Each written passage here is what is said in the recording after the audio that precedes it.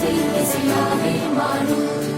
இதயம் ரெண்டும் சேரும் ஒரு புதிய பலமும் பாடும். என் ஆசை பேரோசை இசையாகும். இந்த திருமண கொண்டாட்டம் நம் குடும்ப ஆர்ப்பாட்டம்.